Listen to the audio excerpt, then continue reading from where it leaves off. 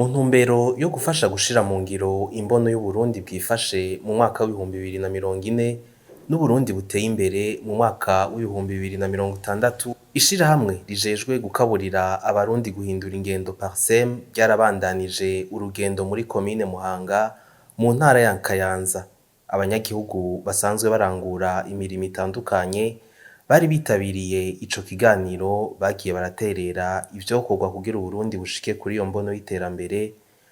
Mu vyashikirijwe harimwo nko guhindura ikoreshwa ry'umwanya. Hariho inyigisho twari dukeneye ko dushaka gutera imbere gose, twese hamwe twigishwe gutunganya umwanya.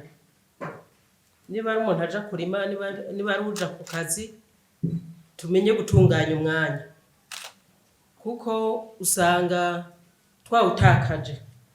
Abakorera aho baba baserukira abandi, turasanga twagiye ku matelefone canke twigiriye mu bindi, canke tugasanga turabangikanije ubuzi.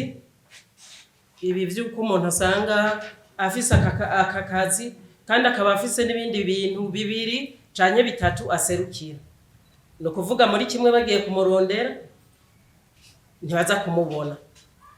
Ivyo bigatuma rero rya terambere ritaboneka, kandi ivyo bica bizana kwa kudasabikanya ibikorwa, kandi hari abandi babishoboye kandi babikeneye.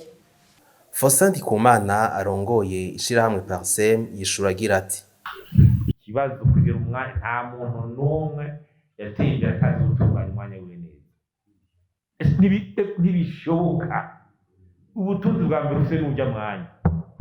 No mu ntwaro ataramenya umwanya utunganya. Saa moya ibiragize, saa tatu usanga oya kwa kabaye. Utamenya ati saa moya gusa saa mbiri nzoba meje kuraba imuhira, nzoja hangire gutenje kw'isoko ngiri ku mwanya n'uyu. Nico gituma rero bizoza guhindura ibinyi ni dushaka kwama mu ntuze novuga ati dushaka kugiza imisi mikuru n'amabanza menshi. Urumbi niyo twivuga kuvuga twamama imisi mikuru myinshi. Kama diplome kuganu abuza kumaze kugira gute ku irembo gumba mariage guca marembo biko bifatana abantu bakazozuruguru abantu bamana inzoga nzojana guca ku marembo, inzoga nzojana hari iyo kugaruka nsubiza giriki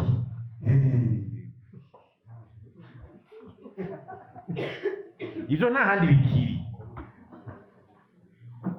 kandi bikaremera bamwe bagahunga ngo sizomutera ngo ndagowe. Ibintu biteye ubwoba, kandi abwiye nta kindi gihugu ivyo bikirimwo atari ngaha. Ivyo bintu no kwicara ku ivyo bintu bigiza muzohagara ivyo bintu ukuri ndabisugi ivyo byo nakanga muri Burundi n'iterambere ubona kaba umwanya wo kwiyumvira wo kugira iki. Ega na wa mwanya ucukugora ubwo nari kuja muri utu mugabo gwa rubanza nagutaje kumufasha usibye urankanye onde nyire kusigaye kumkabikana je nifitiye aka credit nana credit niki ukarihagaye ntuza kumusigura ngo naratsinde titu wewe wavuze byo gukunda akazi uri muri mentality ivya mentality n'urubanza arashobora kuruguza akazi gakomeye, ugasanga ati wari ku kazi kuri ikintu gikomeye kikita kwinjiriza, ugasanga ubigujije urubanza kubera utinya yuko utabonetseyo umengo n'amande uzoyacira.